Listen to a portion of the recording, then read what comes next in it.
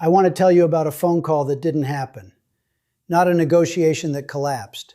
Not a summit that was canceled. Not a diplomatic incident or a public confrontation or a statement issued through hostile press releases. Just a phone call. A call that was placed, that rang, and that was not answered. Then a second call. Same result.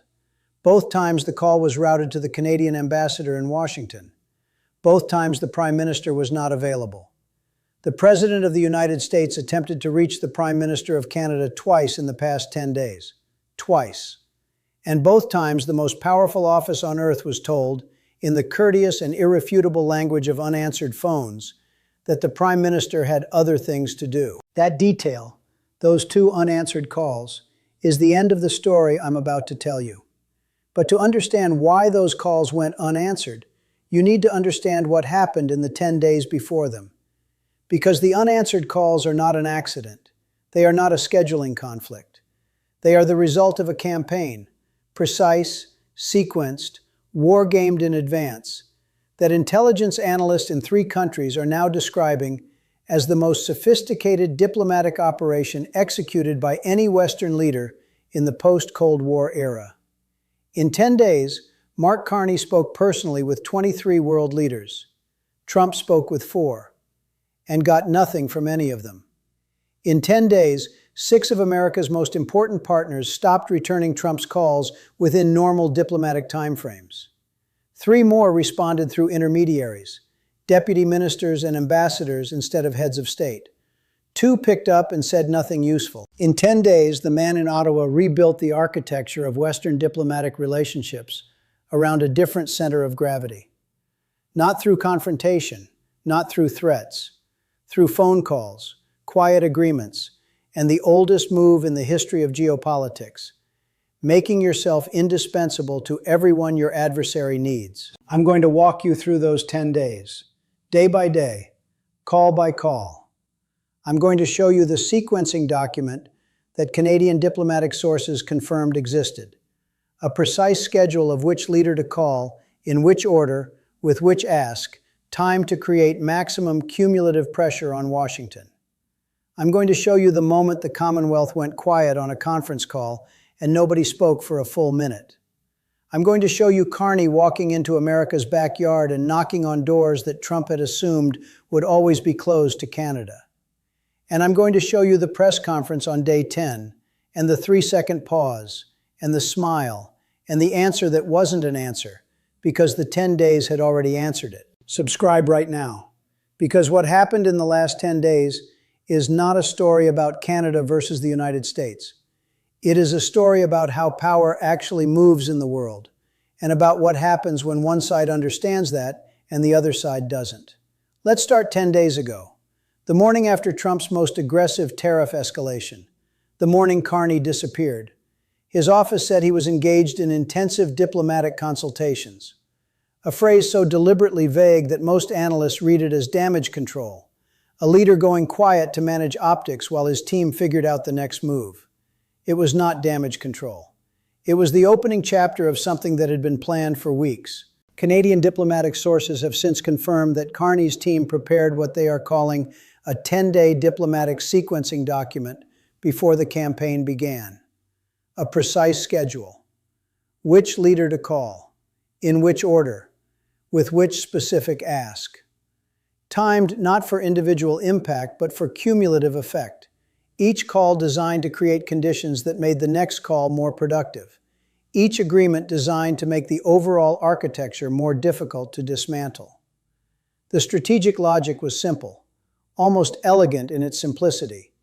Trump's leverage over America's allies depends entirely on one assumption, that those allies have no alternative to the American relationship, that the U.S. market is irreplaceable, that U.S. security guarantees are non-negotiable, that U.S. financial and technological infrastructure is the only game in town. If that assumption holds, every ally eventually comes back to Washington. If that assumption falls, the leverage evaporates. Carney's job for 10 days was to make that assumption fall, one phone call at a time. By the time he was done, he had spoken with 23 leaders, and the assumption was rubble. Day 1. The first call was to the German Chancellor, not the EU Commission President, not Macron, the German Chancellor. Because Germany is the economic engine of Europe. Because what Germany agrees to, Europe follows. And because Carney understood that if he could move Germany in the first 48 hours, France would call him. He would not need to call France. The call lasted 47 minutes. The readout from both governments was identical in its brevity. A productive discussion on shared economic and strategic interests. 8 words that told the press nothing and told Germany everything. What happened inside those 47 minutes was this. Carney presented the Chancellor with a detailed briefing document on Canada's alternative partnership architecture, the India Framework, the Tokyo Energy Accord, the EU Digital Alliance, the Pacific Infrastructure Fund, and asked one question. Does Europe want to be part of this architecture? Or does Europe want to wait and see what Washington does next? The Chancellor did not give Carney an answer on the call. He gave it the following morning, when he called the French president before calling anyone in Washington. That sequence, Germany to France before Germany to Washington, is not a protocol detail. It is a signal that travels at the speed of diplomatic awareness through every foreign ministry in Europe. It means Germany has made a calculation. And Germany's calculations tend to become Europe's calculations. By the end of day 2, the EU had quietly convened an emergency trade council session, unannounced. Its agenda, later leaked, contained one item: strategic alignment with the Canadian economic framework in light of U.S. trade policy instability. Trump called the EU Commission President on day 2. The call lasted 6 minutes. Trump's office called it very productive. Nobody believed Trump's office. The Commission President's office said, a brief exchange. In diplomatic language, brief exchange is the equivalent of, we were polite and said nothing. Day 2 ended with Europe in motion, moving toward Canada, not toward Washington, and moving fast.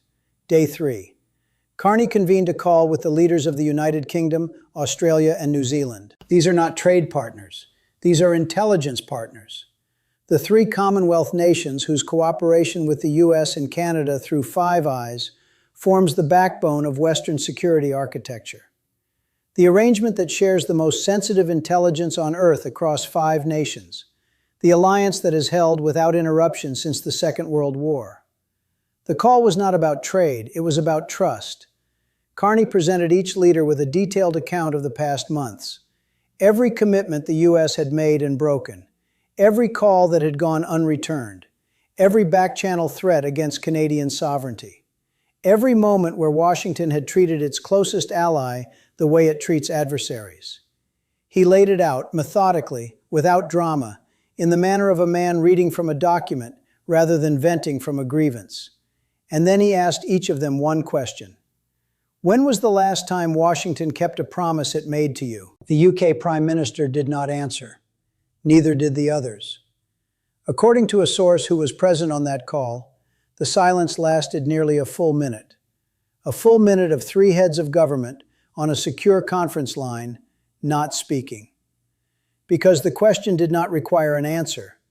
It required only acknowledgement. And the silence was the acknowledgement. By day 4, the UK had quietly suspended 3 bilateral defense procurement discussions with Washington, citing a need to reassess partnership frameworks in light of recent developments.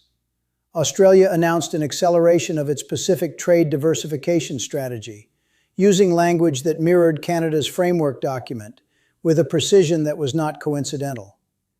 New Zealand's Prime Minister delivered a speech on day 4 that did not mention the United States once. Diplomatic analysts noted the omission immediately. Five Eyes was not dissolved. Its intelligence functions continued, but for the first time in its history, 4 of its 5 members were coordinating with each other in ways that explicitly excluded the 5th. Not hostility, deliberate, careful, deniable distance. The kind of distance that accumulates into something permanent if it is not closed quickly. Washington did not close it. Washington, on day 4, was still trying to understand what was happening. Subscribe right now. Because what happened in days 5 through 8, when Carney moved into Asia and then into America's own backyard, is where the campaign shifted from impressive to historic. Days 5 and 6. Japan and South Korea had already been secured through the Tokyo Energy Accord. But Carney called both leaders personally on day 5, not to negotiate, not to ask for anything, to check in, to ask how the implementation was progressing, to treat them like partners rather than transactions. Those calls sent a message to every other capital in Asia.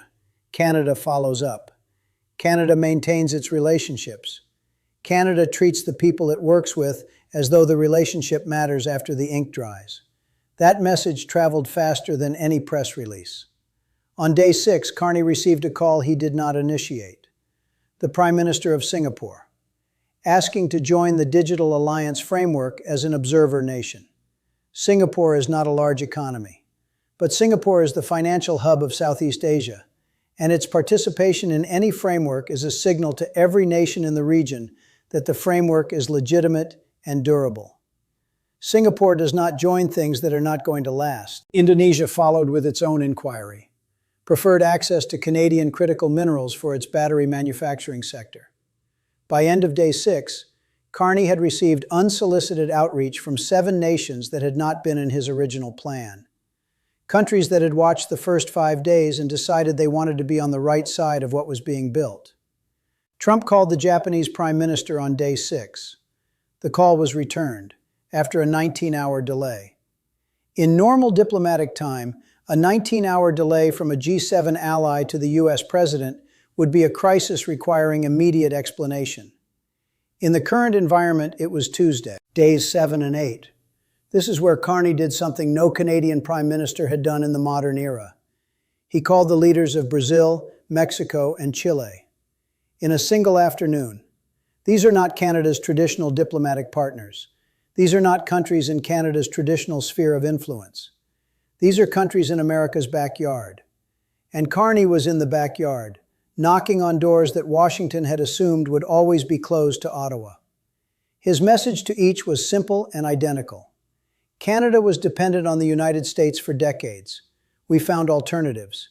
We built an architecture that gives us options. We would like to show you how we did it. We would like to discuss whether you might want the same. Mexico's president took the call immediately. She kept Carney on for 94 minutes. 94 minutes with the Canadian Prime Minister, while Washington's trade representative was being routed to voicemail. Brazil's president, publicly courted by Trump as recently as 6 weeks earlier, took the call. Afterward, he told his foreign minister 4 words: "We need to be in this." Chile, sitting on the world's largest lithium reserves, the mineral that is the central nervous system of the new industrial economy, agreed within 48 hours to open formal discussions about joining Canada's critical minerals framework. Trump's trade representative attempted to reach Mexico on day 7. The call was not returned that day. It was not returned the following day. It was returned on day 9 by a deputy minister, not the president, a deputy minister. The diplomatic equivalent of being told the person you called is in a meeting and someone will get back to you. By day 9, the pattern was undeniable. Diplomatic correspondents in every major capital were reporting the same thing, in the same language, with the same barely concealed disbelief. Trump was being screened. 6 leaders had not returned his calls within normal diplomatic timeframes. Germany, France, Japan, Mexico, Brazil, the EU Commission President. 3 had responded through intermediaries: South Korea, Australia, the UK, sending deputies instead of picking up themselves. 2 had taken the calls and offered nothing: pleasantries, stalling language, the international equivalent of, "We'll look into it and get back to you." In normal times, and I want you to think about what normal times looked like because some of you watching this remember them clearly. An unreturned call from a world leader to the U.S. president was a diplomatic incident. It required an explanation. It required a statement. It required repair. The idea that 6 leaders would simultaneously decline to return the president's calls within normal timeframes would have been 5 years ago unimaginable. These are not normal times.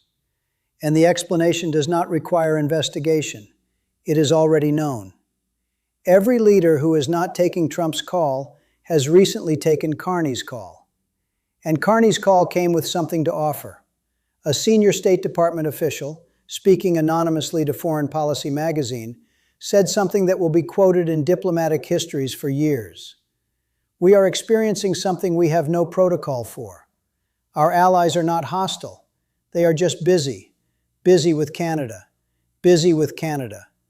3 words that describe the complete inversion of a diplomatic order that took 80 years to build. Day 10. Morning. Ottawa. Carney's first public appearance in domestic Canadian media in over a week. A press conference that lasted 19 minutes and contained, beneath its surface of careful diplomatic language, the most consequential public statement of the entire crisis. A reporter asked, "Prime Minister, have you spoken with President Trump during this 10-day period?" Carney paused. 3 seconds. Long enough to be noticed by everyone in the room. Short enough to be deniable as anything other than a natural pause. Then he said, "Canada has been engaged in extensive diplomatic conversations with our partners around the world. We will always be open to constructive dialogue with the United States when the conditions for productive engagement exist." When the conditions for productive engagement exist, present tense, conditional. Not when Washington is ready, not when the tariffs are removed, when the conditions exist. As though the conditions are a weather pattern, something that happens to you, something you wait for, something outside anyone's control. A follow-up. Does the Prime Minister believe those conditions currently exist? Carney looked at the reporter. The Tokyo smile. Brief. Settled. The smile of a man who has finished something. "Canada remains optimistic," he said, and left the podium. He did not answer the question. He did not need to. By that evening, 3 separate diplomatic sources had confirmed to international media that Trump had attempted to initiate a direct call with Carney twice during the 10-day period. Both times, the call was routed to the Canadian ambassador in Washington. Both times, the Prime Minister was not available. The most powerful office in the world, routed to the ambassador. Twice. I want to say something directly to the Americans watching this. To people who grew up in a world where American diplomatic leadership was not a question, where the phrase, "the leader of the free world," meant one address and one address only. What you are watching is not a trade dispute. It is the erosion of something that took generations to build, and it is not being destroyed by enemies. It is being dismantled by choices. By the choice to treat the country that shares your continent, your values, and your history as though it were a subordinate rather than a partner. By the choice to confuse leverage with trust and to discover too late that they are not the same thing. The unreturned calls are not Canada's revenge. They are the world's verdict on American reliability. Every leader who did not return Trump's call this week made a cold, rational calculation about whether the American relationship was worth the political cost of deference. And they concluded it was not. Not because they hate America, because the value of the American relationship, the trust, the reliability, the sense that a commitment from Washington meant something, has been depreciated. And that depreciation does not reverse when the tariffs end. 3 scenarios. Because the 10 days are over, but the consequences are permanent, and what comes next depends on choices that have not yet been made. Scenario 1. The slow thaw. Trump's domestic political situation deteriorates to the point where his advisors successfully argue that re-engagement with the international community is a survival necessity. A face-saving summit is arranged. Neutral ground, carefully scripted, both sides claiming victory. Carney attends. He is polite, precise, and gives Trump nothing he did not already have before the 10 days began. The alliances Carney built do not dissolve.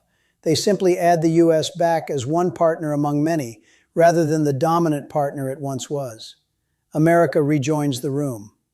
But the room has been rearranged, and America is no longer at the head of the table.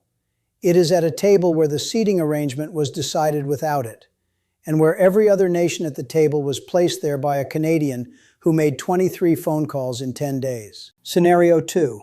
The permanent realignment. Trump does not change course. The unreturned calls become the new normal. America's allies, having spent 10 days building frameworks that function without U.S. participation, discover that those frameworks work and keep working. Trade flows adjust. Supply chains reroute. Intelligence sharing continues through bilateral arrangements that no longer require Five Eyes as their primary architecture. Within 2 years, the structure of Western cooperation has been quietly, irreversibly rebuilt around a different center of gravity. Not China, not a rival bloc. A network, distributed, resilient, connected by the relationships Carney built in 10 days. America is not excluded from this network. It is simply no longer essential to it. And that distinction between excluded and unnecessary is the most devastating thing you can say about a country that spent 80 years making itself the center of everything. Scenario 3, the breaking point inside Washington. Congressional leaders facing constituents watching alliances dissolve and markets collapse and heating bills rise and pension funds erode, invoke emergency foreign policy authority. A bipartisan delegation travels to Ottawa without White House authorization. The second time in this crisis that American officials have gone around their own president to reach Canada. They meet with Carney for 6 hours. They leave with a framework for restoration. They return to Washington and present Trump with a choice. Sign this agreement or face a veto-proof congressional override of your trade powers. Trump signs. The crisis formally ends. But the 10 days cannot be unwritten. Every leader who screened Trump's call knows they screened it. Every leader Carney called knows what he offered and what they agreed to. The relationships built in those 10 days are permanent. They mature, deepen, and become the foundation for the next agreement and the one after that. And the relationships damaged in those 10 days will take a generation to heal. Not because the desire isn't there, because trust is not rebuilt by policy. It is rebuilt by time, by the slow accumulation of kept promises, repeated over years. That pattern has to start somewhere. It has not started yet. Here is what I know as we close the 10th day. Carney is back in Ottawa. He has given one press conference, answered no direct questions about Trump, smiled once for the cameras, and returned to work. He has 23 new relationships that did not exist 10 days ago. He has architecture in place across 4 continents. He has the EU, the Commonwealth, the Indo-Pacific, and the Western Hemisphere's largest economies either inside his framework or actively seeking to join it. Trump has 4 conversations from the past 10 days, none of them productive, and 11 unanswered calls sitting in the log of the most powerful communications office on earth. The sequencing document that Carney's team prepared before this campaign began has been described by one Canadian diplomatic source as one of the most precisely executed diplomatic plans in recent memory. Not because it was complex, because it was patient, because it understood that the goal was not to win an argument. The goal was to make an argument unnecessary, to build a world in which Canada's position was so obviously secure, so clearly supported, so structurally anchored in relationships on every continent, that the conversation with Washington became optional rather than essential. Canada remains optimistic, Carney said this morning. He left the podium. The ambassador in Washington has not yet returned the 2 missed calls. The Prime Minister, apparently, has other things to do. Drop your comment below. Tell me whether you think these relationships can be rebuilt, the ones between Washington and the world. Tell me whether you remember what American diplomatic leadership looked like and whether you believe it can be restored. Tell me what it felt like to watch this week unfold. I read every single one. Subscribe if you haven't already, because the 10 days are over. But the world they built is just beginning to take shape. And I will be here to show you every piece of it as it comes into focus. Don't look away. Share.